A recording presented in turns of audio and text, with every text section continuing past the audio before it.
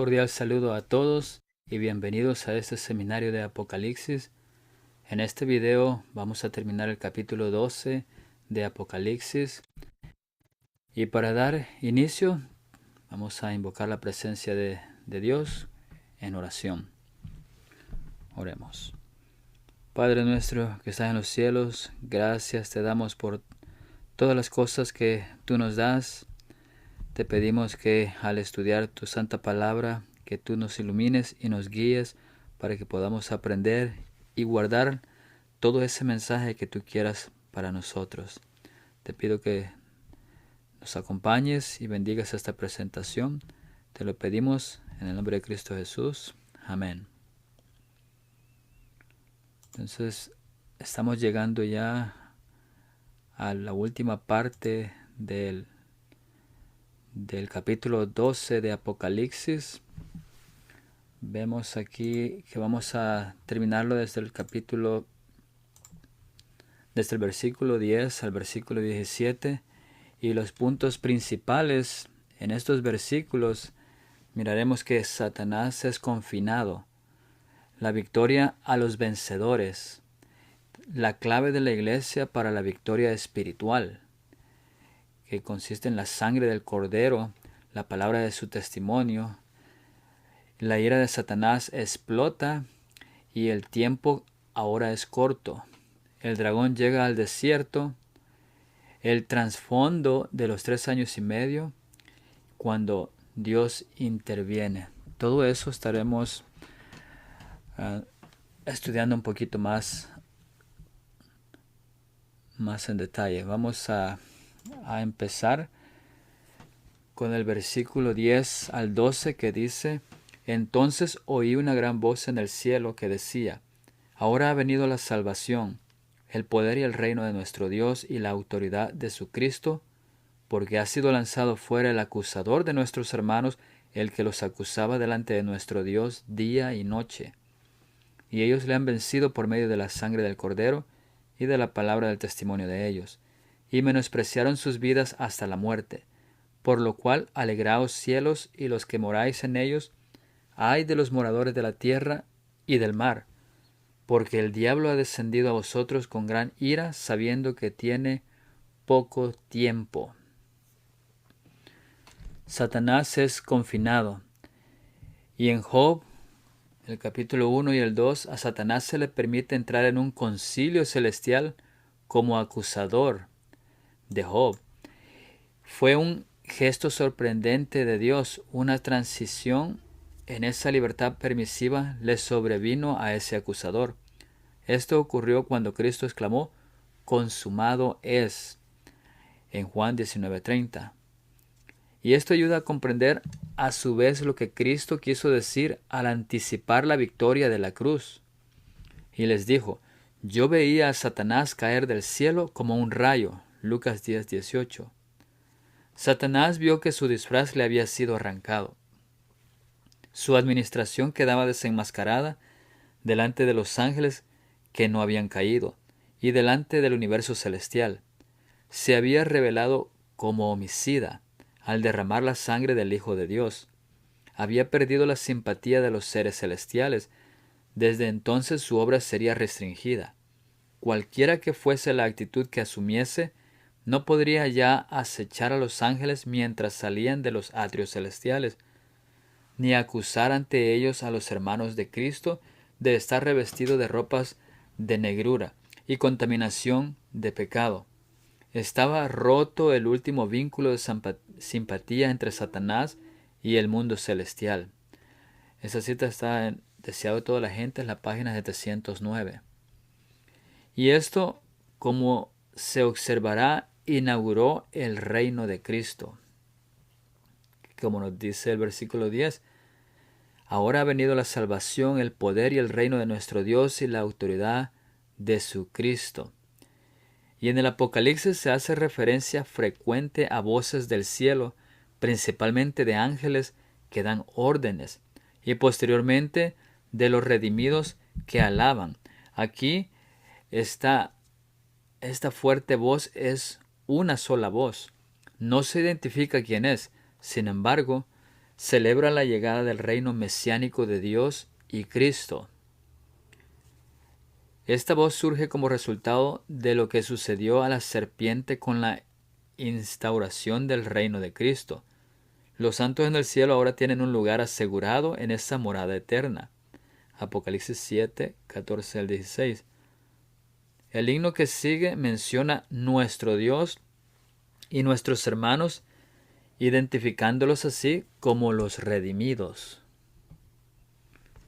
Y esta es una victoria a los vencedores. Nos sigue diciendo el versículo 10, ahora ha venido la salvación, el poder y el reino de nuestro Dios y la autoridad de su Cristo.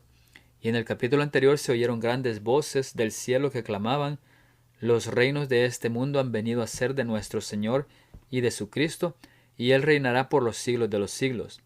Apocalipsis 11, 15. Ese reino consumado también se describe, comparándolo en capítulo 19, versículo 1. Jesús aludió a ese momento al llamar nuestra atención sobre eventos claves en su discurso apocalíptico. Así también vosotros, cuando veáis que suceden estas cosas, sabed que está cerca el reino de Dios. Lucas 21:31. Incluso cuando comienza. La imagen del versículo 10, ahora ha venido la salvación, se centra en la victoria de la cruz, que inaugura ese reino. Fue la muerte de Cristo en la cruz lo que sentenció a Satanás a la muerte. Y eso está en Review and Herald del noviembre 13 de 1900. La fuerza, el reino y el poder de Cristo revelan la autoridad inaugurada de Cristo. El gobierno soberano de Cristo ha comenzado. Las ataduras de la tumba se han roto. Y podemos ver aquí en esta línea de tiempo que en la resurrección en la cruz, ahí fue el reino, fue inaugurado. Luego vemos que hay señales ya llegando hasta el final y la consumación está anticipada de su reino. Llegará ese reino y será consumado cuando la liberación del pueblo de Dios ocurra, como vemos en Daniel 12:1, y luego después continuará la segunda venida. Y esta frase introductoria de alabanza anuncia tres cosas. 1. La llegada de la salvación. La palabra griega sotería, salvación, se usa 3 veces en Apocalipsis, en el capítulo 7, versículo 10, capítulo 12, 10 y 19:1. Cada uno sigue un mensaje de liberación o rescate basado en una victoria. 2. La llegada de un poder que derrotó a Satanás, el poder de la victoria de Cristo. 3. Esto interpreta el efecto de la resurrección de Cristo. El ahora enfatiza el comienzo de ese reino. Sus beneficios se convierten en realidades presentes. Su plenitud enfatiza que Cristo ahora puede aliviar plenamente a sus seguidores mediante la fe que tienen en Él, su salvación. Y sigue el versículo 10 diciendo, porque ha sido lanzado fuera el acusador de nuestros hermanos, el que los acusaba delante de nuestro Dios día y noche. Y el hecho que Satanás fuera arrojado como acusador de los hermanos en el cielo se llevó a cabo por la gran obra de Cristo al dar su vida. Esto está en el volumen 3 del Espíritu de Profecía, en la página 194. El hombre ahora podía ser redimido o comprado de nuevo. La victoria que ganó con su muerte en el Calvario destruyó para siempre el poder acusador de Satanás sobre el universo y silenció sus acusaciones de que la abnegación era imposible en Dios y por lo tanto no era esencial en la familia humana. Esto está en Mensajes Selectos, tomo 1, la página 400. Jesús anuló el poder de Satanás. Debido a esto, Pablo pudo decir en Romanos 8:1, ahora pues ninguna condenación hay para los que están en Cristo Jesús, los que no andan conforme a la carne, sino conforme al Espíritu. La salvación de los seguidores de Jesús es segura, y esto muestra lo que Jesús dijo, y de juicio por cuanto el príncipe de este mundo ha sido ya juzgado. Juan 16:11. La obra terminada de Cristo en la cruz proporcionó permiso legal de lanzar fuera a Satanás. La experiencia del patio está completa. El pueblo de Dios ahora puede avanzar a través de los pasos finales del santuario. La salvación para los seguidores de Jesús está asegurada, y esto demuestra lo que Jesús dijo: de juicio porque el príncipe de este mundo ha sido juzgado. Juan 16:11. Y el derribo de Satanás fue judicial. Otra fase en su contención, incluso castigo. Esta es una expulsión de la comunidad celestial. Mateo 13:48, Juan 15:6. Confinado en la tierra, se prepara para la lucha final, para cosechar a sus seguidores y agraviar al amigo de Cristo. Este papel de acusador fue aludido en la historia de Job. Las Sagradas Escrituras declaran que en cierta ocasión, cuando los ángeles de Dios vinieron para presentarse ante el Señor, Satanás vino también con ellos. Job 1:6. No para postrarse ante el Rey eterno, sino para mirar por sus propios y malévolos planes contra los justos. Esto es Conflicto de los Siglos, página 510. Y este himno celestial de regocijo declara una importante limitación que cayó sobre Satanás para acusar al pueblo de Dios ante el universo celestial. El cielo se alivia. El visitante satánico ya no puede manchar sus portales. Su reino está confinado. Satanás ya no puede ser un acusador de nuestros hermanos y hermanas. Dice el versículo 10, Él que los acusaba delante de nuestro Dios día y noche. Y esta es una expresión legal que sugiere una sala de audiencias donde Satanás era el fiscal. Job 1, 6 al 12, con capítulo 2, 1 al 6, Zacarías 3, 1. Sus acusaciones fueron representadas metafóricamente como una guerra contra la iglesia de Dios. La bestia, representante de Satanás, temporalmente conquistó, ganando ventaja. Luego, en el capítulo 17-14, los reyes de la tierra incluso van a la guerra contra el Cordero y sus seguidores. Pero los líderes de las bestias del mundo y los seguidores de Satanás finalmente son conquistados y subyugados. Y esto es paralelo a las promesas a los vencedores en las cartas a las iglesias. Ellos vencieron por la sangre del Cordero, exaltando la victoria de Cristo en la cruz. Y la clave de la iglesia para la victoria espiritual. En Apocalipsis 12:11, que es el último versículo que da una visión introductoria de la iglesia de Dios en su movimiento final para ser la señal de victoria, vestida eternamente con la justicia de Cristo. Dice el versículo 11, y ellos le han vencido por medio de la sangre del Cordero y de la palabra del testimonio de ellos, y menospreciaron sus vidas hasta la muerte. Y el propósito de este versículo y de hecho de todo el libro es revelar la victoria final del cuerpo de Cristo sobre Satanás mediante la cruz. El pueblo de Dios puede estar seguro de que las influencias satánicas son un poder derrotado, por muy contrario que parezca la experiencia humana. El dragón puede herir el cuerpo, pero no el alma. El sufrimiento de los cristianos es señal no de la victoria de Satanás, sino de la victoria de los santos sobre Satanás debido a su creencia en el triunfo de la cruz, con la que su sufrimiento los identifica. Esto refleja por qué la mujer podía tener una corona de victoria en el versículo 1. Y dice el versículo 11, y ellos le han vencido por medio de la sangre del Cordero y de la palabra del testimonio de ellos. Dos caminos instructivos son claves para ir al cielo.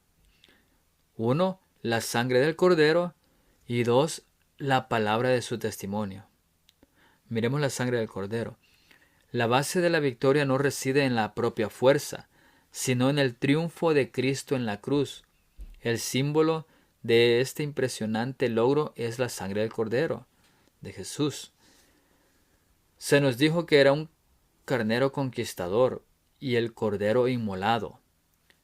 Compró para Dios personas de toda tribu, lengua, pueblo y nación y los hizo un reino y sacerdotes. Ese precio inauguró el reino de Dios. Cristo fue al Padre para recibir ese reino, Daniel 7, 13 al 14. Y Juan informó hermosamente que observó que el número de santos trasladados era demasiado grande para ser contado alrededor del trono, como si hubiera sido emblanquecidos en la sangre del Cordero. Apocalipsis 7:14. En quien tenemos redención por su sangre, el perdón de pecados según las riquezas de su gracia. Al no aceptar la sangre de Cristo, los habitantes de la tierra, los malvados, derramaron la sangre de los santos, simbolizada incluso por la embriaguez con la sangre de los santos y la ruina de toda apostasía, que la ramera Babilonia y sus seguidores será inevitable. Apocalipsis 18:24. En el versículo 10, el poder y la autoridad de Cristo se basan en su notable victoria al aceptar la muerte. La fe en esa sangre derramada nos otorga el poder salvífico del cielo. Primera de Juan 5:4 dice, porque todo lo que es nacido de Dios vence al mundo. Y esta es la victoria que ha vencido al mundo, nuestra fe. Romanos 8:37, antes en todas estas cosas somos más que vencedoras por medio de aquel que nos amó. Y ahora miremos la palabra de su testimonio. La sangre del Cordero y su testimonio aparecen como la fórmula para vencer a Satanás. Y este último es el testimonio de su fe a través del Evangelio que trae esa victoria. Confiesan libremente los beneficios de la cruz de Jesucristo y su sangre derramada. Incluso si su sangre es derramada, en el capítulo 12, versículo 17 se señala que los cristianos perseguidos se aferran al testimonio de Jesús. Este testimonio victorioso significa que estarán exentos de la segunda muerte. En Apocalipsis 1, 2 y 9, el testimonio de Jesús parece ser el testimonio de Jesús, lo que Dios le comunicó. Se le declara el testigo fiel y verdadero. Y a su vez también lo son los creyentes. Apocalipsis 19:10. Ese testimonio encierra el testimonio de Cristo a lo largo de todo el mensaje profético del Apocalipsis. Y me postré a sus pies para adorarlo. Y él me dijo, mira, no lo hagas. Yo soy consiervo tuyo y de tus hermanos que retienen el testimonio de Jesús. Adora a Dios, porque el testimonio de Jesús es el espíritu de la profecía. Apocalipsis 19:10. Eso reflejaría todo el tema profético de este libro. Y dice el versículo 11, y menospreciaron sus vidas hasta la muerte. Esta frase subraya la máxima lealtad de la Iglesia de Dios de los últimos días, etiquetada más específicamente como el remanente de la simiente de la mujer. Jesús identificó la necesidad de este nivel de compromiso. Esto a su vez vincula a los creyentes con el quinto sello, cuando los mártires se unen a las filas de los que dieron todo por Cristo. Claramente esta narración es otra historia de la derrota de Satanás. La sangre del Cordero fue el acto redentor que aseguró a los santos la última esperanza de victoria sobre el dragón. Luego, su voluntad de proclamar el mensaje superó incluso su miedo natural a la muerte. Por un tiempo la victoria de Satanás es terrenal, pero temporal. La victoria de los santos sobre él será definitiva y eterna. Por lo cual, alegraos cielos y los que moráis en ellos, nos dice el versículo 12. Y en el versículo 10, Juan oyó una voz del cielo que clamaba para que todos la oyeran. Ahora ha venido la salvación. Luego, el mensaje del versículo 11 anunció que había vencedores del diablo, mediante la sangre del Cordero. Ahora los cielos, sus moradores, los ángeles y los santos ya redimidos están invitados a regocijarse por esta victoria. Esto recuerda las palabras: cielos prorrumpan en júbilo, Isaías 49:13, y regocíjense los cielos, regocíjese la tierra, Salmos 96:11, haciendo eco de lo que Dios había hecho por su pueblo. Si bien es digno de elogio que Satanás haya sido restringido, echado fuera o abatido, versículos 9 y 10, la victoria de los santos está ahora a la vista. En imágenes futuras resistieron con éxito a Satanás a pesar de sus acusaciones y ataques.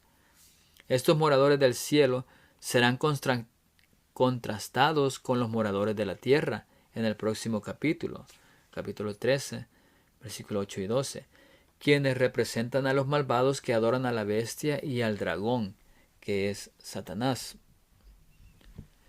Oremos que la ira de Satanás explota.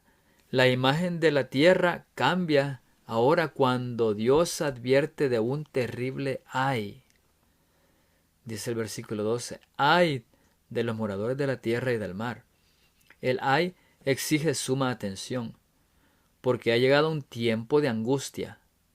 Es lo que enfrentan los ciudadanos de toda la tierra. Lo que sigue es una advertencia para estar alerta. Para los santos, que es implícito, armémonos con la sangre del Cordero. Ay transmite gravedad profética. Tierra y mar expresan la totalidad del planeta, pero juntos son una metáfora del mundo entero. Satanás asume una autoridad especial. El cielo se ha regocijado por la victoria de Cristo y la victoria de los santos sobre el tentador. La tierra debe lamentar y alarmarse. El odio de Satanás acecha. Esta imagen es paralela a Apocalipsis 10, donde el ángel o Cristo descendió de pie con un pie en la tierra y el otro sobre el mar. Apocalipsis 10, 2 y 5. Ocurren al mismo tiempo juntos. Representan un enfrentamiento final entre Cristo y Satanás. La profecía llama la atención sobre el hecho de que algo terrible del reino del mal está a punto de ocurrir. Este ay se relaciona con el breve tiempo restante que Satanás reinará en la tierra con creciente ira. El período de aflicción contextualmente aparece desde la cruz, pero se intensifica al final hasta que es encadenado. En Apocalipsis 20 del 1 al 3. La referencia anterior a los 1260 días del versículo 6 ya nos alertaba sobre un tiempo distinto dentro de ese vasto período. En ese caso fue el tiempo de la última testificación durante los últimos 3 años y medio de la tierra. También es el último intento de Satanás por ganar a la gente. Y esto se ampliará en breve en el versículo 14. Así el enfoque se centra nuevamente en el fin de los tiempos. Es el mismo momento en que llega una ayuda especial al pueblo de Dios, mencionada en Apocalipsis 11 del 5 al 6, a la que muchos llaman la lluvia tardía. Por lo tanto, el clamor de consternación y advertencia que los santos lanzan al planeta Tierra se centra en una última oportunidad, un período final. Es el tiempo de peligro sin precedentes en el que la Iglesia se adentra y durante el cual Juan desea animar a los creyentes a perseverar fielmente.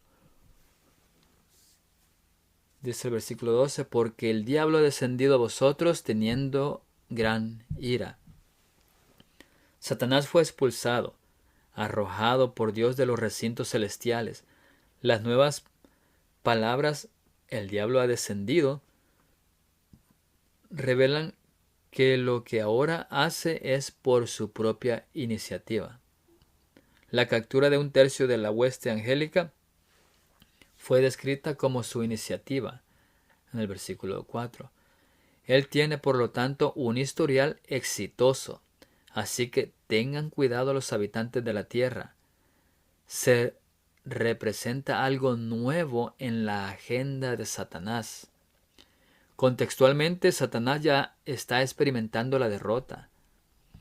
Fue arrojado del cielo, pero también el anuncio de los vencedores revela un grupo que ya tiene la victoria a través de Jesucristo. Este grupo ya ha sido presentado como la mujer pura, los vencedores, con referencia a los 144,000. Satanás sabe proféticamente que ellos traerán al redil del cielo una multitud demasiado grande para siquiera contarla. Apocalipsis 7:9. Por lo tanto, su ira no es solo reaccionaria, sino anticipatoria. Los 144,000 parecen estar formados.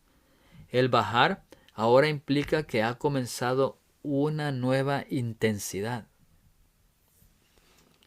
Y el tiempo ahora es corto, dice el versículo 12, porque sabe que tiene poco tiempo. Este breve tiempo indica una expectativa de la consumación inminente del reino y de la derrota final de Satanás. ¿Qué podría significar esto? Ya hemos sido introducidos a 1260 días en el versículo 6. Próximamente se presentará un tiempo de tiempos y medio tiempo, versículo 14. En el capítulo 11 del 2 al 3 y más tarde en el capítulo 3 al 5 se ve un período de 3 años y medio. Esto alude al tiempo del fin de Daniel en un tiempo señalado. El regreso de Cristo con Satanás siendo enviado al abismo por 1000 años está ahora a la vista. Satanás conoce la profecía. Al final de ese período de 3 años y medio llega este evento. Apocalipsis 20, 1 y 2. Vi a un ángel que descendía del cielo con la llave del abismo y una gran cadena en la mano, y prendió al dragón, la serpiente antigua, que es el diablo y Satanás, y lo ató por 1000 años. El gran conflicto entre el bien y el mal aumentará en intensidad hasta la consumación de los tiempos. En todas las edades, la ira de Satanás se ha manifestado contra la iglesia de Cristo, y Dios ha derramado su gracia y su espíritu sobre su pueblo para robustecerlo contra el poder del maligno. Cuando los apóstoles de Cristo estaban por llevar el evangelio por el mundo entero y consignarlo por escrito para provecho de todos los siglos venideros, fueron dotados especialmente con la luz del Espíritu. Pero a medida que la iglesia se va acercando a su liberación final, Satanás obrará con mayor poder, descenderá teniendo grande ira, sabiendo que tiene poco tiempo. Apocalipsis 12:12. Obrará con grande potencia y señales y milagros mentirosos. 2 Tesalonicenses 2:9. Por espacio de 6000 años, esa inteligencia maestra, después de haber sido la más alta entre los ángeles de Dios, no ha servido más que para el engaño y la ruina.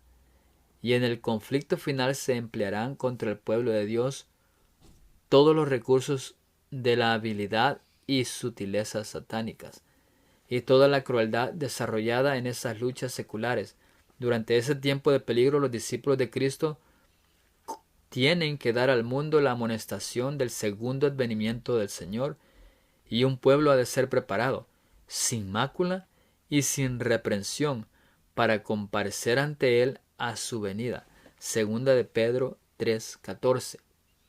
Entonces el derramamiento especial de la gracia y el poder divinos no será menos necesario a la Iglesia que en los días apostólicos. En el gran conflicto final, Satanás empleará la misma táctica, manifestará el mismo espíritu y trabajará con el mismo fin en que todas las edades pasadas lo que ha sido volverá a ser, con la circunstancia agravante de que la lucha venidera será señalada por una intensidad terrible, cual el mundo no la vio jamás. Las seducciones de Satanás serán más sutiles, sus ataques más resueltos. Si es posible, le fuera, engañaría a los escogidos mismos. Marcos 13:22. Y eso está en el conflicto de los siglos, página 14. Satanás no ha sido estúpido ni descuidado durante todos estos años. desde su caída, sino que ha estado aprendiendo. Se ha vuelto más astuto. Sus planes son más profundos y se ocultan con un manto religioso para ocultar su deformidad. El poder de Satanás ahora para tentar y engañar es 10 veces mayor que en los días de los apóstoles. Su poder ha aumentado y aumentará hasta que sea quitado. Su ira y su odio se intensifican a medida que se acerca el fin de su obra.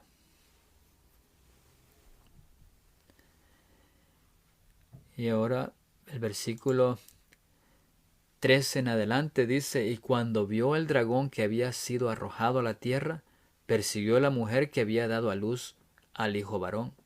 Y se le dieron a la mujer las 2 alas de la gran águila, para que volase de delante de la serpiente al desierto, a su lugar, donde es sustentada por un tiempo y tiempos y la mitad de un tiempo. Y la serpiente arrojó de su boca tras la mujer agua, como un río, para que fuese arrastrada por el río. Pero la tierra ayudó a la mujer, pues la tierra abrió su boca y tragó el río que el dragón había echado de su boca.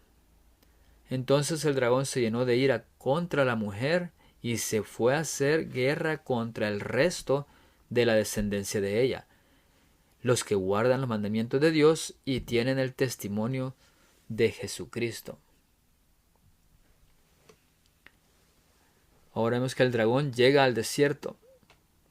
En Apocalipsis 12:13, y cuando vio el dragón que había sido arrojado a la tierra, persiguió a la mujer que había dado a luz al hijo varón. Y este versículo embellece la narración de los versos anteriores. El espíritu vengativo del dragón está ahora en evidencia. La venganza impulsa su espíritu de odio. Su anterior libertad para acusar a los hermanos terminó cuando él fue arrojado. Y eso ocurrió en la cruz, aclarado en una declaración anticipada de Jesús.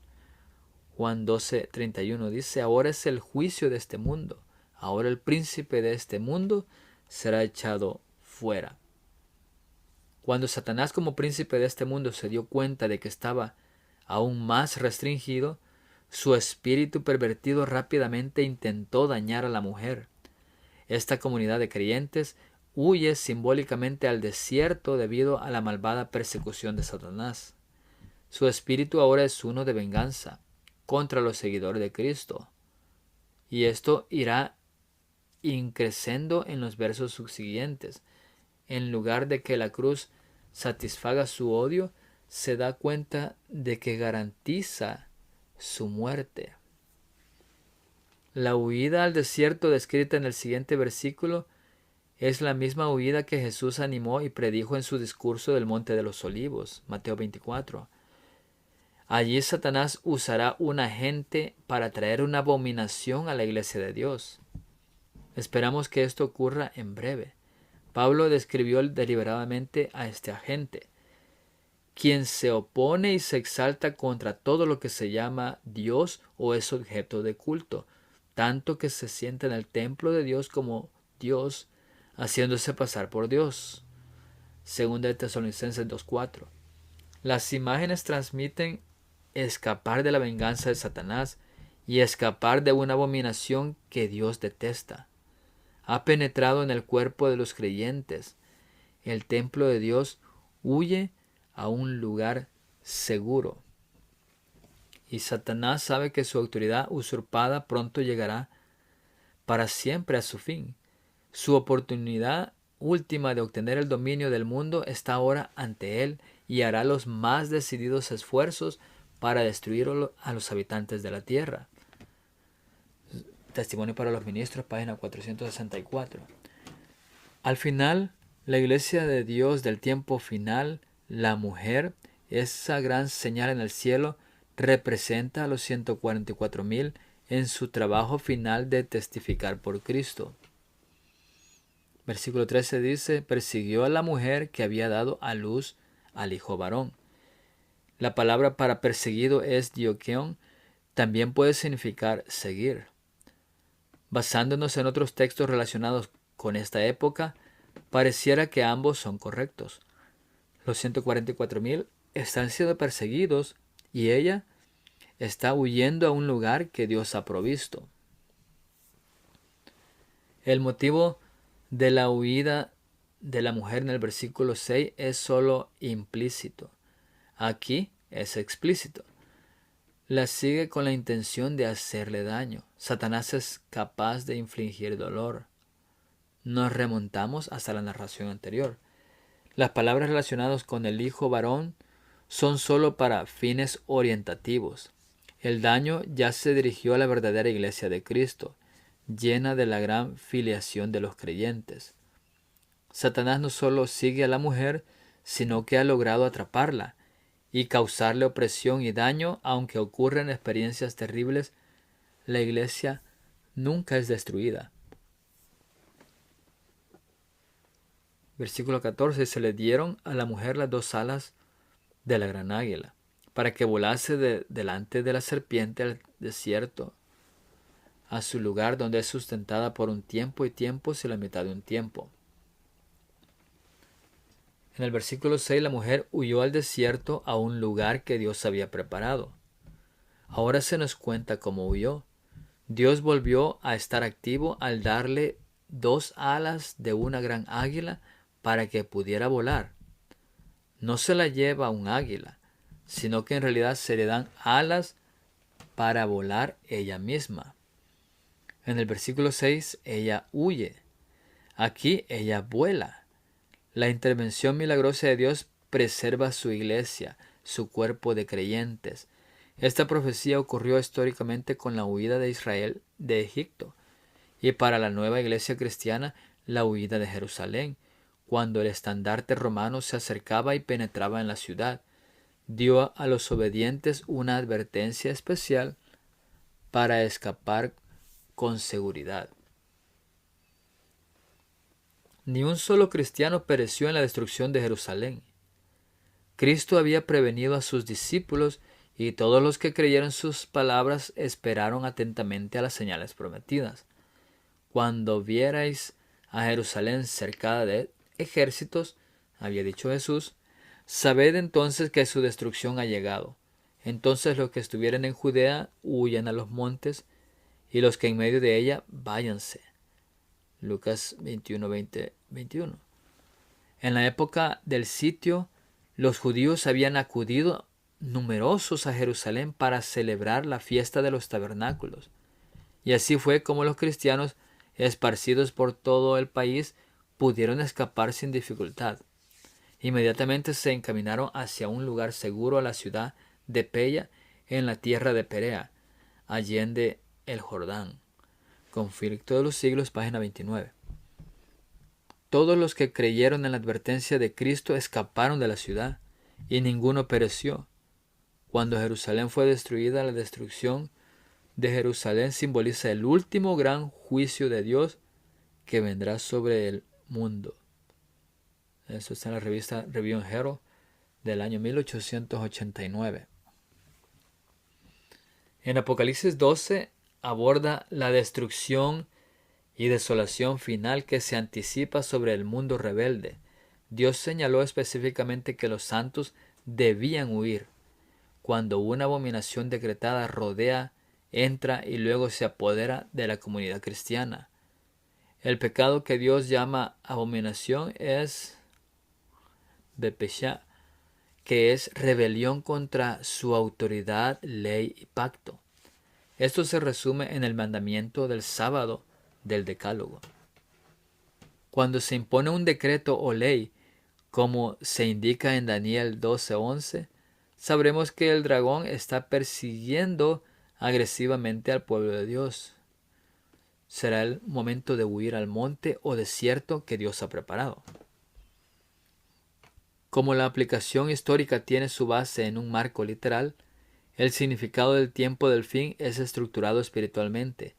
Las montañas y el desierto no son ubicaciones geográficas dentro de esta profecía, sino metáforas de un reino, de un refugio divino el pueblo de Dios debe ser protegido espiritualmente. Y delante de la serpiente parece ser un modismo que sugiere la peor maldad de Satanás contra el pueblo de Dios. No pueden escapar de él. Él los confronta constantemente. Está enfrente de ellos. Debido a que este es un lugar dirigido por Dios para que el pueblo de Dios huya, Él asegura y promete que será donde ella es alimentada, el versículo 14. Este es un símbolo del maná que se suministra en el desierto. El maná espiritual de los últimos días se encuentra en Cristo. Juan 6, 31 al 58. Esto se cumplirá en la presencia sustentadora de Dios en un derramamiento dramático de su Espíritu Santo. Pero acerca del fin de la siega de la tierra se promete una concesión especial de gracia espiritual para preparar a la iglesia para la venida del Hijo del Hombre. Este derramamiento del Espíritu se compara con la caída de la lluvia tardía, y en procura de este poder adicional, los cristianos han de elevar sus peticiones al Señor de la mies. En la sazón tardía. Zacarías 10:1. En respuesta, Jehová hará relámpagos y os dará lluvia abundante. Hará descender sobre vosotros lluvia temprana y tardía. Joel 2:23. Eso está en Hechos de los Apóstoles, la página 45. El período de tiempo para esta experiencia en el desierto es conocido como los 3 años y medio, comparando con Daniel 12 del 6 al 12. Al finalizar esta mitad de la semana correspondiente al pueblo de Dios, que en esta ocasión saldrá victorioso, todo se consumará. Nos dice el versículo 14. Ella es alimentada por un tiempo y tiempos y la mitad de un tiempo. Este periodo resuena una vez más en Daniel 7:25 y 12:7. Es el único lugar en Apocalipsis donde se usa esta frase cronológica y se relaciona con los últimos días. Es cuando el cuerno pequeño o anticristo oprimirá, perseguirá e incluso silenciará a la iglesia o los santos. Se afirma que este período de 3 años y medio es un tiempo de protección al estar delante de la serpiente. Versículo 14. Esto significa que la iglesia estará protegida de las artimañas engañosas de Satanás.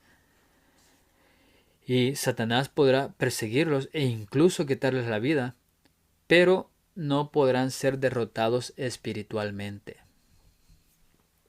Ahora miremos el trasfondo de los 3 años y medio. Y este período se menciona con precisión 7 veces en la Biblia y está escrito originalmente en 3 idiomas. En Daniel 9 se alude a él como un período aún por completar, tras un período de espera que completa los 490 años. La principal profecía que detalla los acontecimientos y la cronología de los 3 años y medio se encuentra en Daniel 12. Y aunque no es el propósito de esta narración repasar la increíble profundidad a lo que nos llevan las escrituras para este segmento específico de tiempo, se expresa de distintas maneras. Por ejemplo, 1. Las expresiones de tiempo son específicas del mensaje. Y notemos que muchas de las palabras utilizadas por sí suelen tener un significado general, pero en combinación transmiten un mensaje único. Vemos los 42 meses, tiempo en el que el pueblo de Dios es perseguido. Y 1260 días, tiempo en el que el pueblo de Dios es testigo. También tiempo por división del tiempo. Años literales para la obra del anticristo. Tiempo por medio tiempo, Moed en hebreo. Daniel 12:7, 3 años y medio literales basados en ciclos festivos. Se menciona el día de la expiación anual. Y tiempo por medio tiempo, 3 años y medio de oportunidad final. Daniel 9, 490 años literales, 70 semanas sabáticas, la última mitad de la última semana, 3 años y medio, años literales para terminar con el pecado. Entonces vendrá la justicia eterna. Y 2. Podemos ver esta gráfica de las 3 principales profecías de tiempo de Daniel, que son los 1260 días, 1290 días y 1335 días en el versículo 12. Y aquí en la gráfica podemos ver que se quita el continuo y la abominación es establecida. Después de eso, a los 75 días, es un tiempo entre la ley dominical y la aplicación de esas leyes. Avanzando, inician los 1260 días que terminan con la resurrección especial y la liberación del pueblo de Dios. Y al finalizar esos días, los 1335 días, justo antes, 45 días, miramos la angustia de Jacob. Y eso son lo que abarca esos tiempos que encontramos en Daniel 12. Y ya después viene la segunda venida, que es la liberación del pueblo de Dios. Y eso es cuando Dios interviene. Apocalipsis 12:15 dice: y la serpiente arrojó de su boca tras la mujer agua como un río para que fuese arrastrada por el río. De los muchos apelativos que Juan usa para identificar a Satanás, aquí elige la serpiente. En Génesis 3:13 se le llama la serpiente que engañaba. En Apocalipsis 12:9 se hace una alusión similar, la serpiente antigua que engaña. El modo de operar de Satanás es engañar. La boca revela que lo hace mediante mentiras y engaños contra la iglesia de Dios. Y eso es paralelo a lo que Jesús dijo que Satanás haría al final mediante señales y prodigios para que aún los escogidos fueran engañados. Mateo 24:24. Más adelante en el libro, 3 espíritus inmundos salen de la boca del dragón, la bestia y el falso profeta. Capítulo 16. Esto concordaría con el engaño que Satanás, la serpiente y sus secuaces harán al mundo entero y a sus líderes en el tiempo del fin. Apocalipsis 12:9, 13:14, 18:2 y 3, 19:20 y 20:10. Este capítulo 12 se centra en sus intenciones de engañar a la iglesia. Esto refleja la preocupación de Pablo por los corintios, porque estos son falsos apóstoles, obreros fraudulentos, que se disfrazan como apóstoles de Cristo. 2 Corintios 11:3. Esto retrata los intentos finales de Satanás por dañar e incluso destruir la iglesia mediante el engaño y las falsas enseñanzas. Este es un tema clave, ya que gran parte del resto del libro se centra en este enfoque figurativo. Y hay una línea adicional de información que este versículo introduce. Dice el 15, tras la mujer, agua como un río, para que fuese arrastrada por el río. Y la metáfora del agua como un río tiene 3 aplicaciones principales en el Antiguo Testamento. 1. Un ejército que se despliega para conquistar un país. 2. Referencia general a los juicios divinos. Y 3. La persecución del pueblo de Dios por sus enemigos, pero Dios promete liberarlos. 2 Samuel 22:5, Salmos 18:4. Tales expresiones de aguas del mal se encuentran en otras partes del Antiguo Testamento, como los torrentes de destrucción, Salmos 18:4, cuando suben las aguas impetuosas, Salmos 32:6, me anegan las corrientes, Salmos 69:2, cuando pasas por las aguas, Isaías 43:2. Versículo 16 dice, pero la tierra ayudó a la mujer, pues la tierra abrió su boca y tragó el río que el dragón había echado de su boca. Y la tipología del Éxodo se entrelaza a lo largo de todo este episodio. La persecución de la mujer es similar a la que el faraón ejerció sobre los hijos de Israel al huir de Egipto. Las dos alas de la gran águila que hicieron posible su escape evocan las palabras de Dios en el Sinaí. Os tomé sobre alas de águila y os traje a mí. Éxodo 19:4. Y Éxodo 15:12 dice, extendiste tu diestra y la tierra los tragó. La tierra los tragó a los egipcios cuando persiguieron a Israel por el Mar Rojo.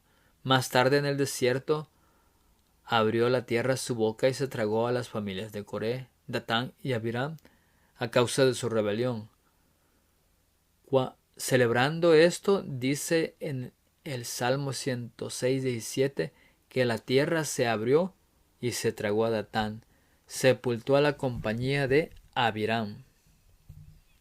Y aunque la imagen de la tierra a menudo alude a la maldad y lo que eventualmente se convertirá en un lago de fuego ardiente, Apocalipsis 19:20, y luego desaparecerá, Apocalipsis 21:1, cuando Dios elige también sirve a su propósito.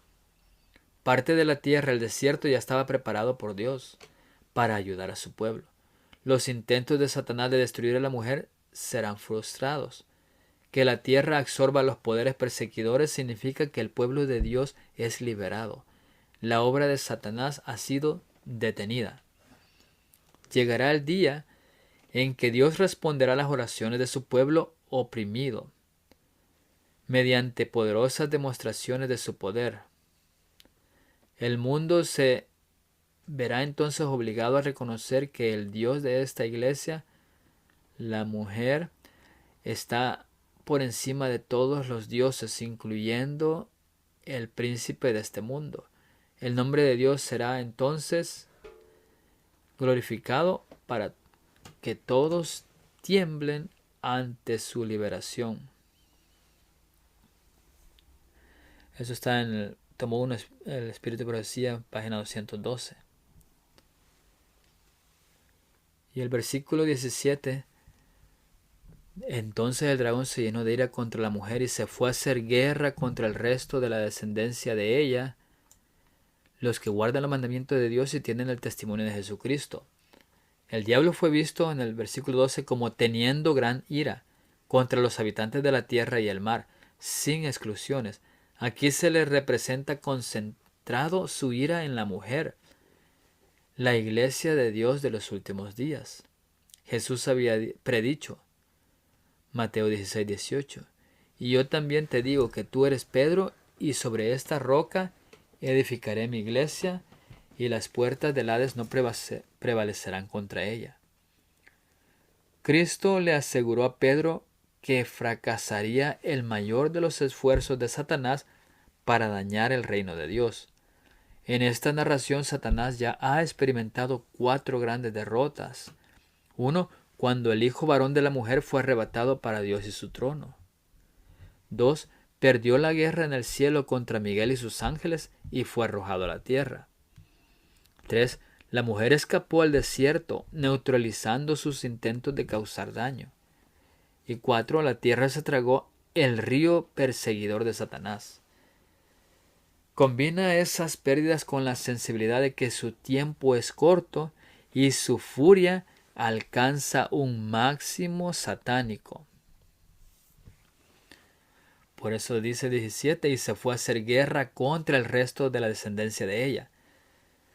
Si la mujer simboliza la idea de una iglesia representada por los 144,000, una señal en el cielo visible para todos, la descendencia debe representar a aquellos que ella engendró, relacionados con la multitud incontable que fue llevada a Cristo al final. Como ya vimos, hay 2 grupos clave de fieles en el final apocalíptico. Esto se representa primero mediante los 2 cuernos desiguales del carnero en Daniel 8. Esto alude a los 144,000 y a la gran multitud que, según Apocalipsis 7, se encuentran alrededor del trono. ¿Por qué la ira guerrera de Satanás se traslada de la mujer al remanente de su descendencia? El fracaso en la caída de la iglesia ideal. Los 144,000 sugiere que su descendencia sería ahora la más vulnerable. Históricamente Satanás fracasó con la primera descendencia, el hijo varón. Ahora en su último intento desesperado, intenta lidiar con la segunda descendencia o la semilla representada como un grupo, el remanente. Y al acercarnos el fin del tiempo, Satanás desciende con gran poder, sabiendo que le queda poco tiempo. Su poder se ejercerá especialmente sobre el remanente, luchará contra ellos y procurará dividirlos y dispersarlos, para que se debiliten y sean derrotados. El pueblo de Dios debe actuar con inteligencia y debe estar unido en sus esfuerzos. Debe tener la misma mente y el mismo criterio. Entonces sus esfuerzos no se dispersarán, sino que contribuirán con fuerza a la edificación de la causa de la verdad presente. Es necesario observar el orden y mantenerlo unido, o Satanás se aprovechará. Ese está en el volumen 1 de Testimonios, página 210. Satanás espera involucrar al pueblo remanente de Dios en la ruina general que se avecina sobre la tierra. A medida que se acerca la venida de Cristo, será más decidido en sus esfuerzos para derrocarlos. Tomo 5 de Testimonios, página 295 y 296. Y la visión de Zacarías con referencia a Josué y el ángel se aplica con fuerza peculiar a la experiencia del pueblo de Dios durante la terminación del gran día de expiación. La iglesia remanente será puesta en grave prueba y angustia. Los que guardan los mandamientos de Dios y la fe de Jesús sentirán la ira del dragón y de su hueste. Satanás considera a los habitantes del mundo súbditos suyos. Ha obtenido el dominio de las iglesias apóstatas. Ahora, ahí está ese pequeño grupo que resiste su supremacia. Si él pudiese borrarlo de la tierra, su triunfo sería completo. Así como influyó en las naciones paganas para que destruyesen a Israel, pronto incitará a las potestades malignas de la tierra a destruir al pueblo de Dios. Todo lo que se requerirá será que se rinda obediencia a los edictos humanos en violación a la ley divina. Los que quieran ser fieles a Dios y al deber serán amenazados, denunciados y proscritos. Serán traicionados por padres y hermanos y parientes y amigos. Lucas 21:16. Esto lo encontramos en las Joyas de los Testimonios, tomo 2, página 175. Y no nos quedamos en la oscuridad en cuanto a quién es este remanente. Dice el versículo 17.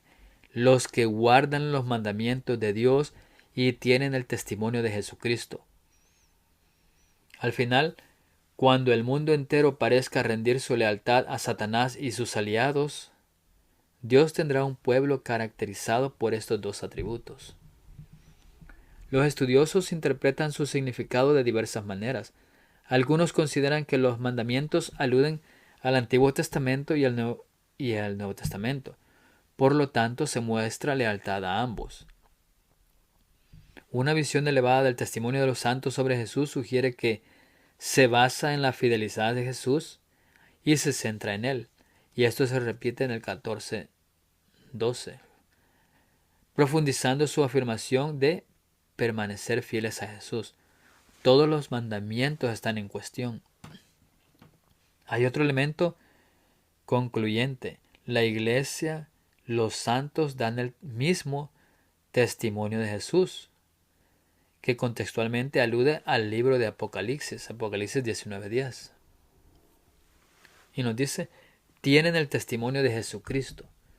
Y esta frase ha sido un problema para muchos académicos, quienes a menudo la identifican como intencionalmente ambigua. Sin embargo, su significado se define más adelante en el capítulo 19:10. Y me dijo, mira, no lo hagas, yo soy consiervo tuyo y de tus hermanos que retienen el testimonio de Jesús. Allí el testimonio de Jesús se le llama el espíritu de profecía. Se refiere a un testimonio específico dado por Jesús. Esto tiene distintas asociaciones en otras partes de Apocalipsis. Uno, la revelación de Jesucristo que Dios le dio se llama la palabra de Dios y el testimonio de Jesucristo, Apocalipsis 1:1-2.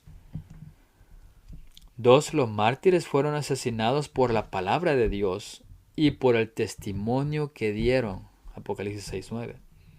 Tres, Juan vio a los decapitados por el testimonio de Jesús y esta palabra de Dios, Apocalipsis 20:4. Y contextualmente todo el libro de Apocalipsis es el testimonio de Jesús y su revelación. Esto representa el espíritu de profecía de una magnitud apocalíptica. El remanente, por lo tanto, es obediente a la ley moral de Dios y testifica de la palabra profética, registrada en Apocalipsis. Un centro de la fe en Cristo está ligado al grupo que estará de pie con el Cordero en el monte Sión. Prácticas, calendarios y tradiciones detractoras ofenden la tela del manto de su justicia. La autoridad de la fe cristiana no proviene de esas actividades. Se centra en Jesús, su ministerio y su sangre. Y esto es lo que encontramos aquí en todo este capítulo 12, a Jesús y la guerra entre Cristo y Satanás. Satanás cómo persigue a la iglesia y cómo vemos cómo Dios ayuda a resguardar esa iglesia. Y nosotros en realidad estamos viendo esta profecía que se está completando. La miramos que se está sucediendo hoy en día con todas las cosas que miramos, con todas las dificultades, crisis. Satanás está empezando a perseguir al pueblo de Dios. Está completando todo lo que necesita para estar listo y dispuesto para poder perseguir libremente al pueblo de Dios. Y nosotros tenemos una salvaguardia que es la sangre de Cristo. Tener fe, aceptar esa sangre y ser fieles a Cristo. Vamos a terminar aquí este video y al haber terminado Apocalipsis 12 ya estamos más allá de la mitad del libro. Ahora vamos a iniciar los detalles más específicos de esta batalla, de esta persecución, cómo Satanás irá a destruir a la iglesia, al pueblo de Dios, cómo lo hará en detalles y especialmente, como hemos visto, con engaños sutiles. Y estamos en este tiempo final, estamos en tiempo de engaños. ¿Cómo saber si hemos sido engañados o no? Tenemos que leer la palabra de Dios y orar y pedir ayuda divina para no ser engañados, porque este tiempo se nos ha advertido que es de engaños. Vamos a terminar aquí con una oración. Oremos.